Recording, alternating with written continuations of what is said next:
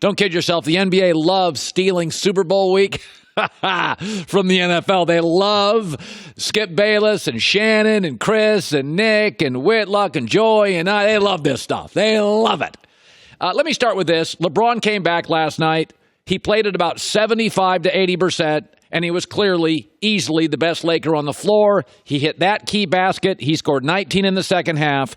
And for him to be able to come back, Lakers were 6-11 during his absence, the longest of his career, and he was the best player on the floor last night at about 75%, and that's why the Lakers are willing to move all their players to get Anthony Davis.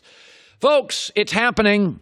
The shoe's about to drop. This was always a 4-step plan. The first step of this was sign LeBron. Check. The second step of this was LeBron, assess the young players. Check. The third step was trade for Anthony Davis, almost about to be a check.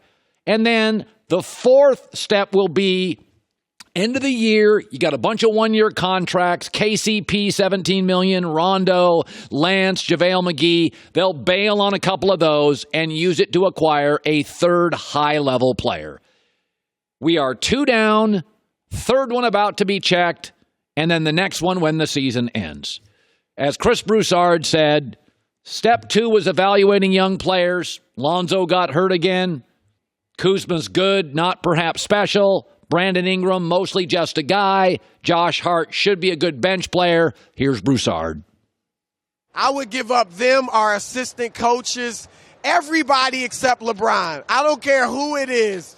If they want Jeannie Buss, Rob Pelinka, we'll give you the new front office. Even Magic, I hate to say. But if I have to, I'll give up whatever it takes outside of LeBron to get Anthony Davis. Now the question is, will the Lakers get him by Thursday's NBA trade deadline? I would strongly suggest to the Pelicans 4 stages of divorce: yelling, bitterness, simmering, and acceptance. Speed her up, guys. Get to acceptance. Because the Knicks are no longer a viable Anthony Davis spot, in my opinion. Because yesterday they made a huge deal.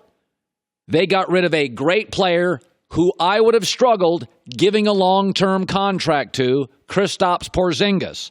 7'3.5", not a natural height, a slasher who collides with bodies at the rim. He's not your classic post-up. He is a Scottie Pippen slasher with a better jumper. He's been brittle, and he just came off a nasty injury. So what they did in New York was, great player, we can get a lot for him and get rid of some contracts. And the Knicks now will go after Kevin Durant, and the Knicks now will go after Kyrie Irving.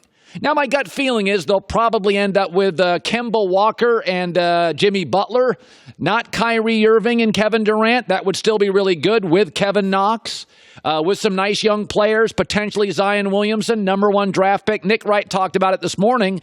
I like where the Knicks are at today. The Knicks can offer Kevin Durant something no one else can. Everyone can offer Kevin Durant the max. Everyone that has cap space. Mm-hmm. The Knicks can offer him his own franchise. KD, you can pick your teammate. You can pick everything. All we have is rookie contracts, draft picks. They kept, by the way, the Zion lottery ticket, which is, it's only 14%, but it's as good a chance anybody's going to have. And you are not tied to what I would consider an incredibly risky contract. Totally agree. It's a good day to be a Knick. Don't fall in love with players. Fall in like with players. Today, the Knicks have hope and optimism. The Knicks are something.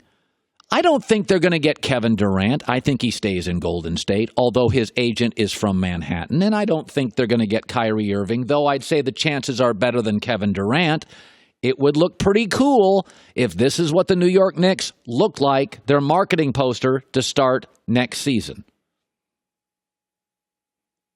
But it's a good day to be a Knicks fan. Think of all the positives. No more risky contract on the books.